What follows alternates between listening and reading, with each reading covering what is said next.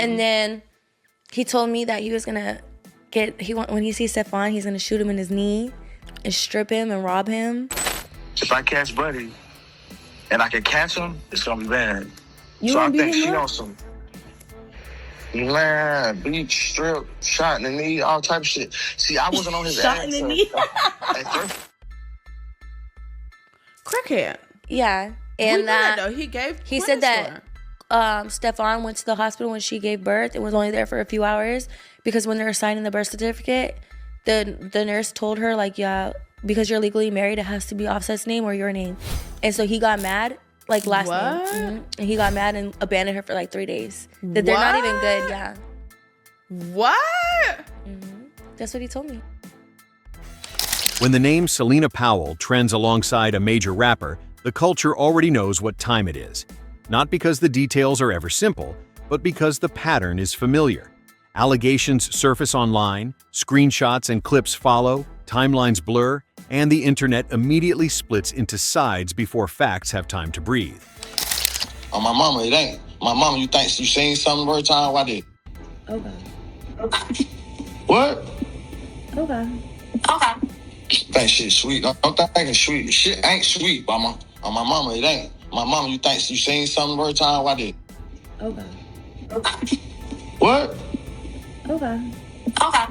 Think shit sweet.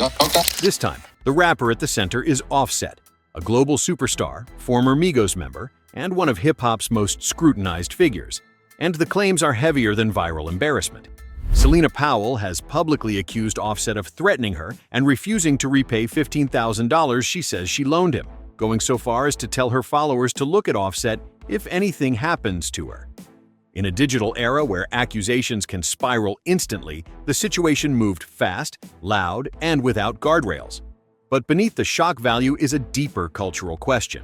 What happens when long-standing internet drama collides with real-world fear, power imbalance, and credibility fatigue? According to Powell's posts, the conflict escalated after weeks of her allegedly trying to recover money she claims Offset borrowed and gambled away. She shared screenshots, statements, and a recorded FaceTime clip in which Offset appears visibly angry, telling her, "The shit ain't sweet." Powell framed the exchange as threatening, while Offset has not publicly responded to the accusations. That silence, intentional or not, has only fueled speculation. The situation became even more complicated because just days earlier, Powell had posted a video implying she and Offset were intimate, a clip showing a man alleged to be Offset asleep in bed while she taunted him on camera. The proximity of those two moments, intimacy followed by fear, is what made this situation explode. To some viewers, it looked like retaliation. To others, it looked like a woman trying to document a situation she felt was spiraling. And to many, it looked like yet another chapter in a saga that has played out too many times to ignore context. That context matters because Celina Powell and Offset are not strangers to controversy. Their history stretches back to 2017, when Offset accused Powell of attempting to extort him for $50,000 by falsely claiming he had gotten her pregnant. At the time, Cardi B, Offset's wife then, sent Powell a cease and desist letter alleging reputational and financial harm. Powell later shared a sonogram online, claims that Offset has long denied, stating he never met her. That chapter never fully closed. It simply faded into the internet's long memory. Over the years, Powell has made similar allegations involving other high-profile rappers, leading many fans to question her credibility. At the same time, dismissing allegations outright because of someone's past creates its own problem. The culture struggles with this balance, between skepticism and accountability, between pattern recognition and dangerous assumptions. This is where the Offset situation becomes less about gossip and more about how narratives are handled when history complicates the present. Offset's position in this story also carries weight. He isn't just another rapper caught in a messy headline cycle. He's an artist whose personal life has been under a microscope for years, from public marital struggles with Cardi B to accusations that have followed him since his rise. In recent months, Offset has largely pulled back from social media, even deactivating accounts before this latest drama surfaced. That absence has created a vacuum where speculation thrives. Without a public response, the internet fills in gaps with assumptions, memes, and extreme interpretations. Some view his silence as strategic legal caution. Others see it as avoidance. In a culture that demands instant statements, choosing not to speak is often interpreted as guilt, even when it may be the smartest move.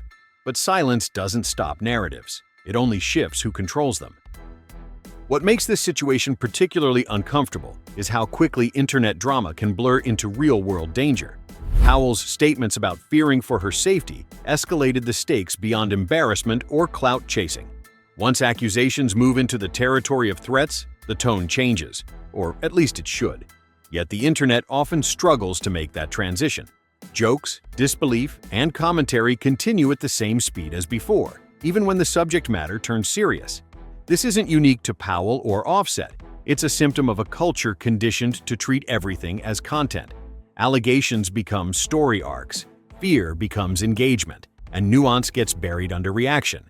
Whether Powell's claims are proven, disputed, or never fully resolved, the way they are consumed says more about the ecosystem than the individuals involved. Ultimately, the Offset and Celina Powell situation sits at the intersection of fame, credibility, gender dynamics, and digital recklessness. It forces uncomfortable questions. How do we hold powerful figures accountable without turning allegations into entertainment? How do we assess claims when history muddies trust on all sides? And why does the internet reward escalation instead of resolution? Right now, there are more questions than answers. Offset hasn't responded. Powell continues to assert her fear, and the culture is left watching, reacting, and choosing sides in real time. What's clear is that this story isn't just about $15,000, a FaceTime clip, or an alleged bedroom video.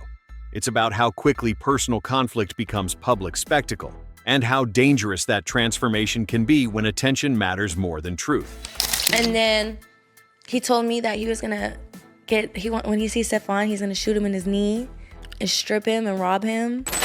If I catch Buddy and I can catch him, it's gonna be bad. You So I gonna beat think him she up? on some beat, strip, shot in the knee, all type of shit. See, I wasn't on his Shot ass. in the knee? At first. Crackhead.